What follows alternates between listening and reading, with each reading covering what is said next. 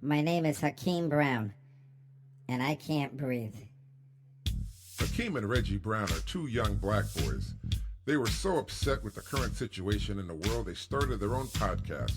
They grew up in the suburbs until their parents got divorced. They were homeless, living in the streets. Now they live in the ghetto with their grandmother. This is their story. This is Pop City Culture. Shall we begin?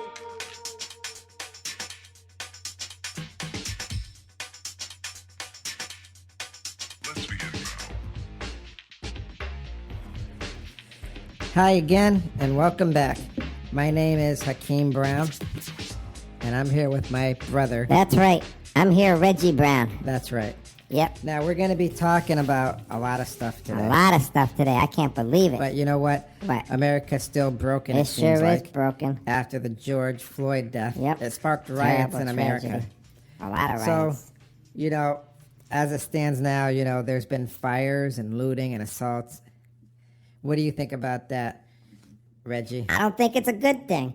I told you that already. But Yes, you did. You told me about that. this is because, there's it's brought again from an off balance of dialogue of justice. Yeah, I can When agree. it comes to white people and people of color, there's just people of minorities, they feel like their voices aren't being heard. Yeah, that's right. So attention's being brought to the world again, as many spoke out, like Trudeau of Canada. That's my and man a lot of there. the Canadian people. We really got their support, along with the people around the world. We sure did. That's right. But you know what? I hear in the voices that it seems like the protesting, it might be dying down a little, but I'm not sure. All I know is people are sitting around saying how they don't want, police in their area because they don't trust the police and stuff like that. But I don't know what people think we're going to do. I'm going to admit, Hakeem, we do need the police. That's why we can't be policing ourselves. That's why we got the police, But go on to what the show is about. Okay, thank you. Now, for everybody out there, we are tearing down what's called history.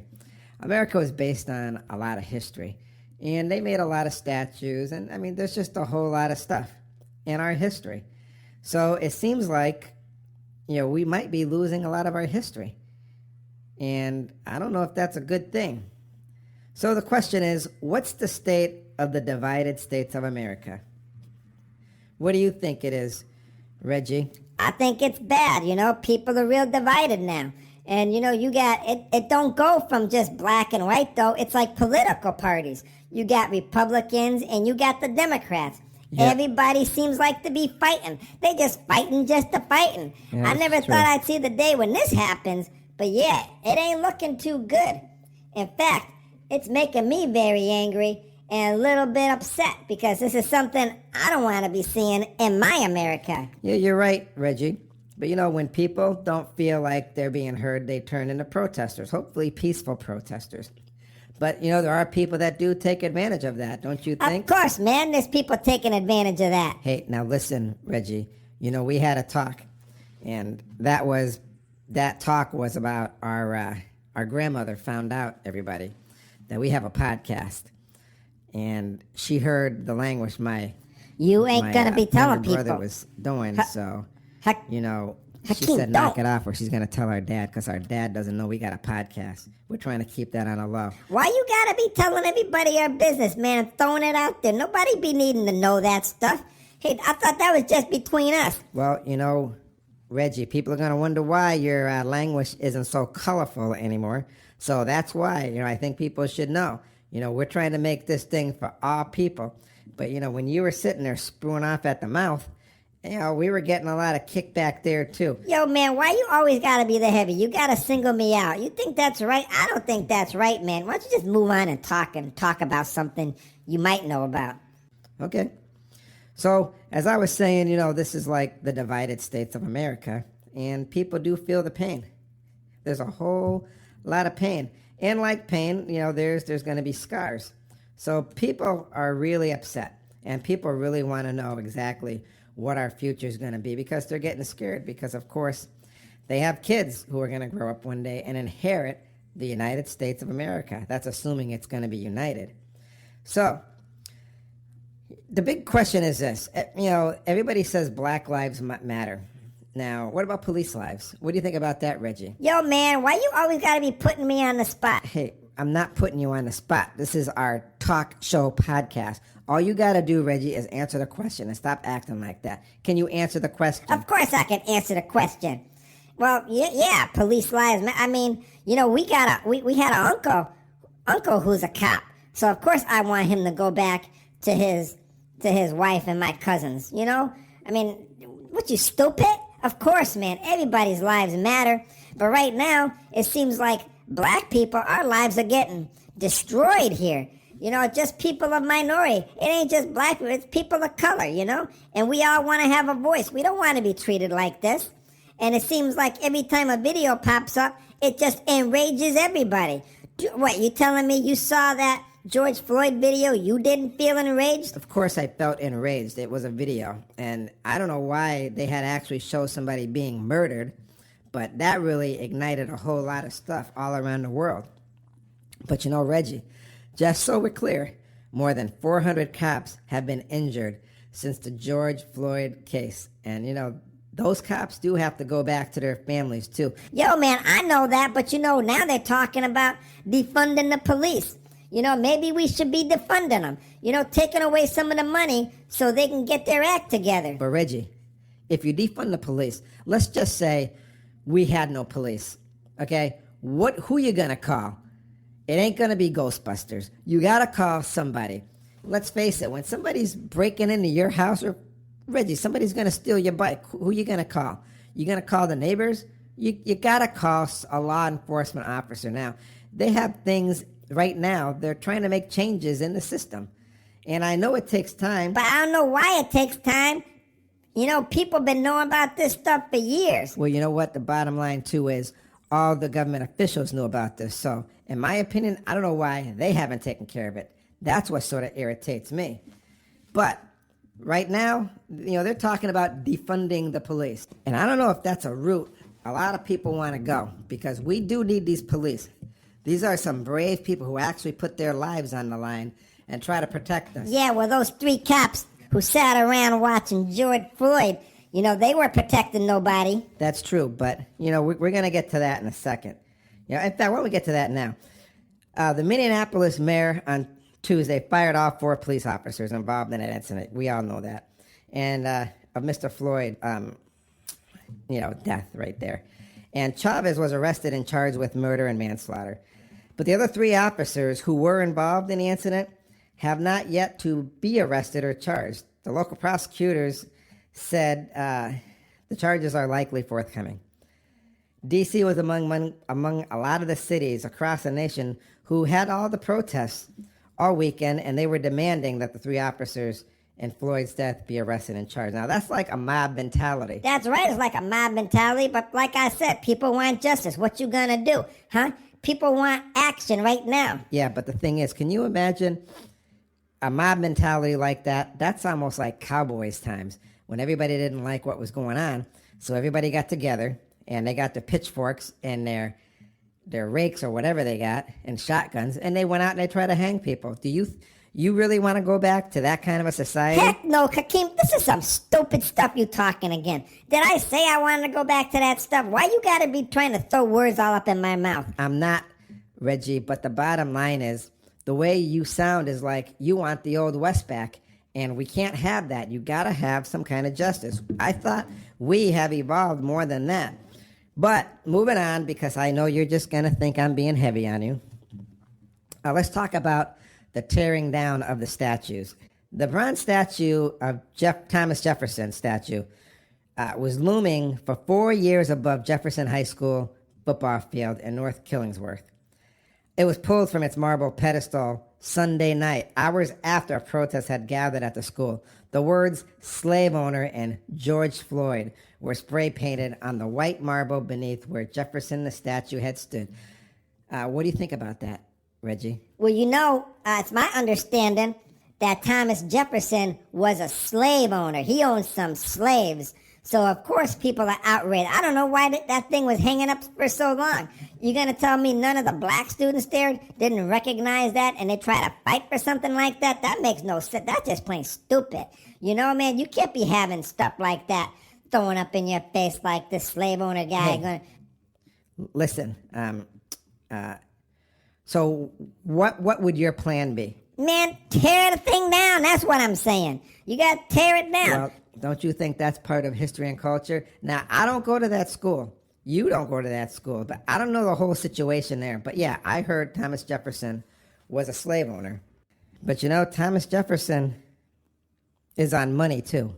So are you going to rip up every $2 bill out there? Yo, man, I'm not talking about ripping up money, but now that you bring it up, maybe we should do something like that. I mean, I don't see Obama's face on money. He was a good president, you know? Why don't you just move on, man? You're starting to get on my nerves. Okay. In Washington, D.C., vandals defaced the monuments at the National Mall during the weekend protest. Now listen, Reggie, listen to this. At the Lincoln Memorial, vandals wrote, "Y'all not tired yet?" in black spray paint. The World War II memorial had "Do Black Vets Count" spray painted in black along the base of one of the reflection pools.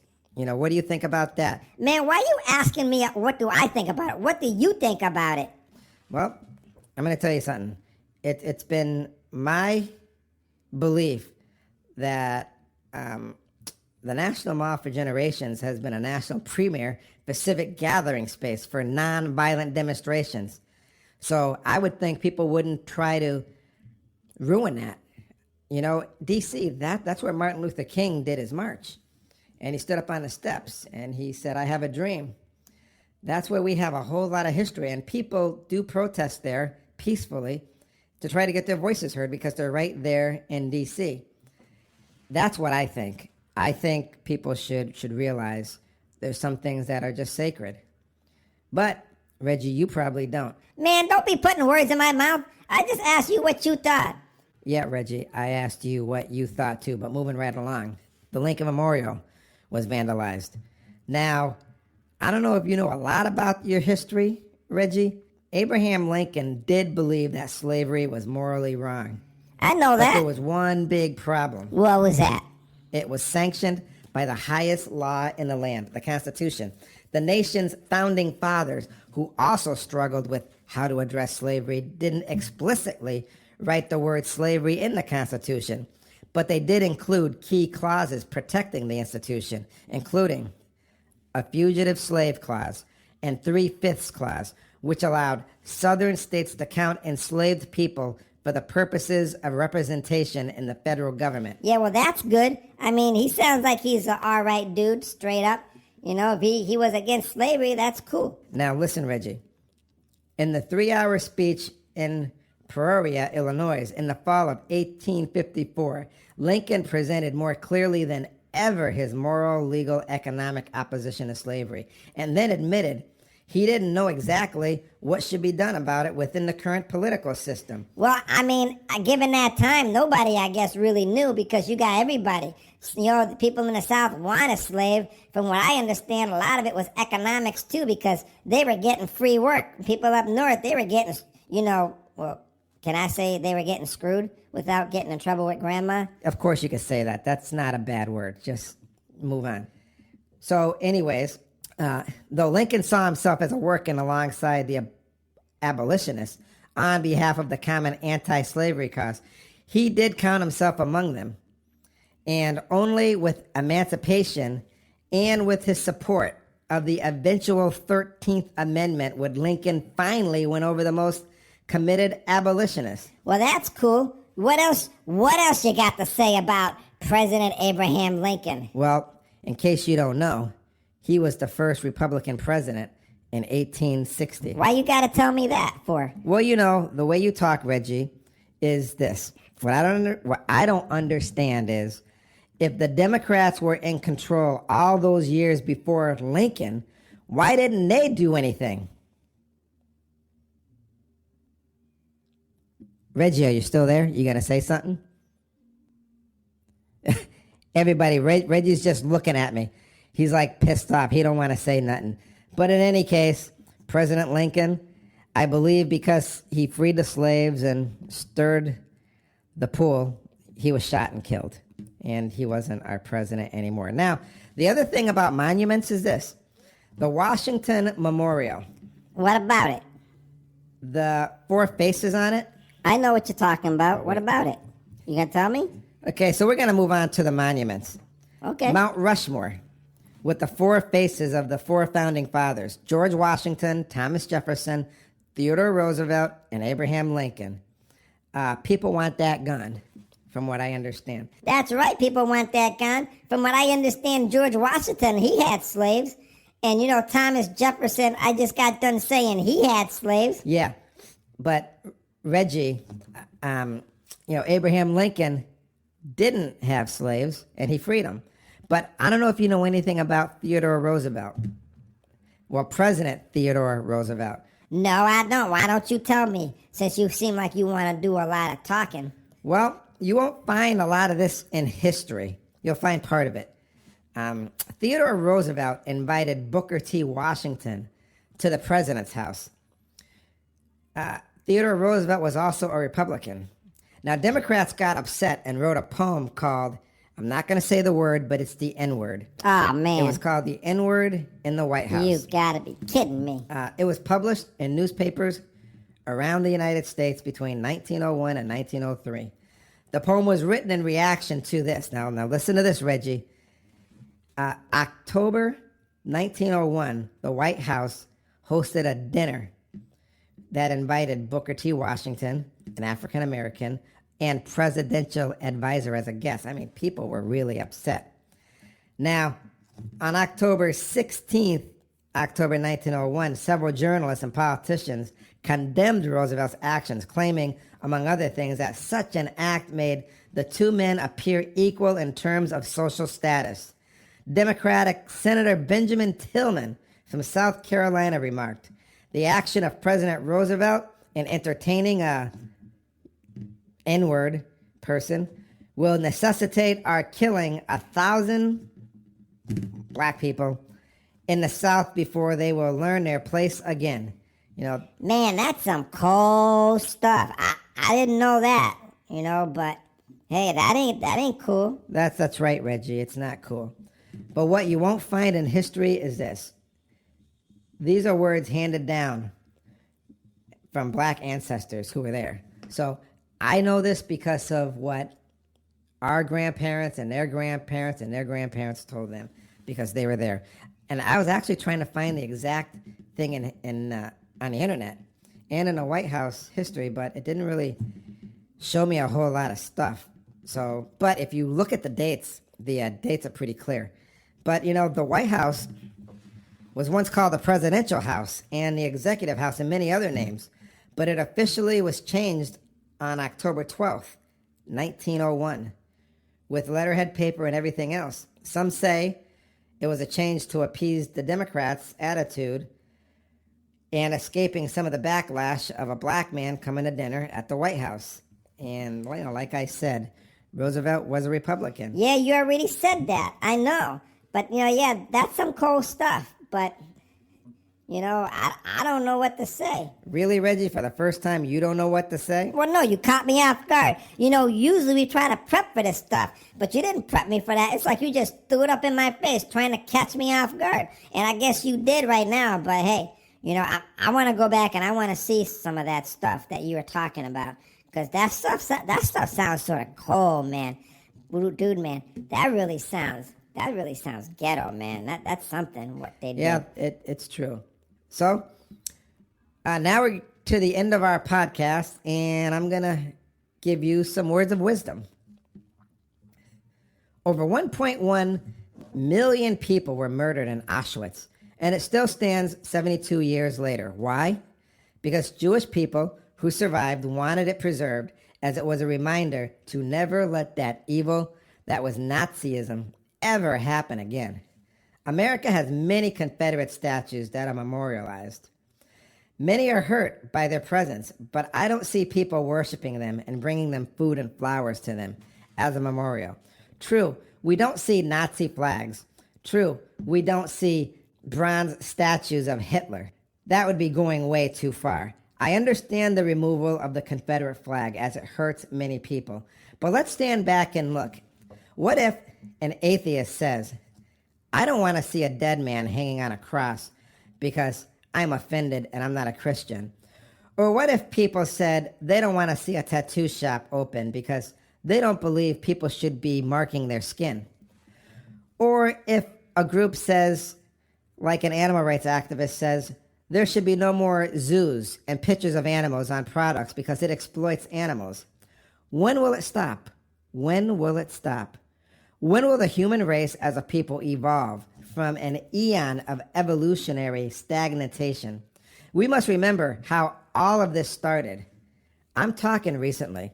One police officer killed a black man on camera, and 3 others were sworn to protect and serve, stood by and watched as he died.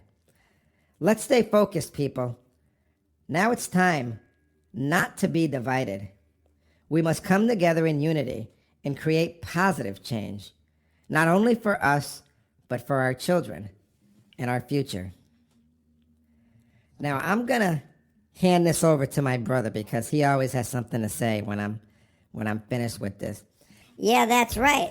I just want to give a shout out to Azadoria Ray, our marketing manager. She has us all over the world now, everywhere. And I want to thank our supervisor, Price Van Ray, who also is a worldwide national author. He wrote the gay book. You can find that on Amazon.com in Kindle and paperback. So that's about it. Hakeem, now you can take it away. All right, thank you.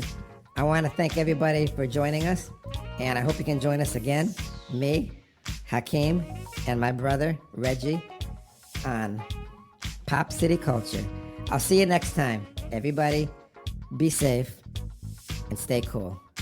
Goodbye for now.